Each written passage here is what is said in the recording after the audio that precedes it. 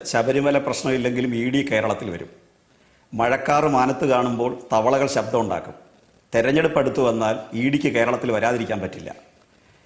E ഡിയെക്കുറിച്ച് വളരെ സത്യസന്ധമായിട്ട് ഇവിടെ പറയാൻ ശ്രമിച്ച ശ്രീ ജയചന്ദ്രൻ, അദ്ദേഹം മനസ്സിലാക്കേണ്ടുന്ന കാര്യം, അല്ലെങ്കിൽ അദ്ദേഹം മനഃപൂർവ്വം മാറ്റിവെക്കുന്ന കാര്യം, നേരത്തെ ഒരു സ്വർണ്ണക്കടത്തിനെ കുറിച്ച് വലിയ ചർച്ചയുണ്ടായിരുന്നല്ലോ കേരളത്തിൽ.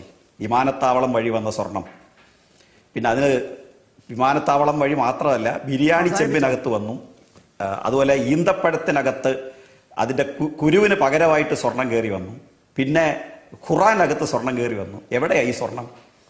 എന്താ ഇ ഡി നാട്ടുകാരോട് പറയാത്തത്? ആ സ്വർണം എങ്ങോട്ട് പോയി എന്ന് പറയാത്തത് എന്താ ഇതുവരെ ഇ ഡി ഒളിച്ചു കളിക്കുന്നത്?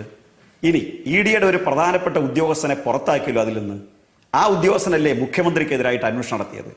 അപ്പോൾ മുഖ്യമന്ത്രിക്കെതിരായിട്ട് നടത്തിയ അന്വേഷണത്തിൽ എത്രയോ ആളുകളോട് ആ ഉദ്യോഗസ്ഥൻ മുഖ്യമന്ത്രിക്കെതിരെ മൊഴി കൊടുക്കാൻ ആവശ്യപ്പെട്ടു. ആരെല്ലാം അതിൻ്റെ പേരിൽ പുറത്താക്കിയ കാര്യങ്ങൾ?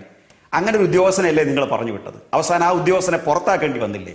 അപ്പോൾ ഇ ഡി എന്ന് പറഞ്ഞാൽ സത്യസന്ധമായി അന്വേഷിക്കുന്ന ഒരു ഏജൻസി അല്ല, അത് രാഷ്ട്രീയ താല്പര്യത്തിന് വേണ്ടി അന്വേഷിക്കുന്നതാണ്. അത് ഡോക്ടർ തോമസ് ഐസക്കിനെ വിളിച്ചു വരുത്താൻ നോട്ടീസ് അയച്ചു. എത്ര പരിഹാസ്യമായി! തോമസ് ഐസക്ക് ചെന്നോ? തോമസ് ഐസക്ക് പോയത് ഹൈക്കോടതിയിലാണ്. ഹൈക്കോടതി ചെന്നപ്പോഴോ ഹൈക്കോടതി ചോദിച്ചത് നിങ്ങൾ എന്തിനാണ് ഡോക്ടർ തോമസ് ഐസക്കിനെ വിളിപ്പിച്ചതെന്ന് പറയാൻ പറഞ്ഞു. ഇതുവരെ മിണ്ടിയിട്ടില്ല.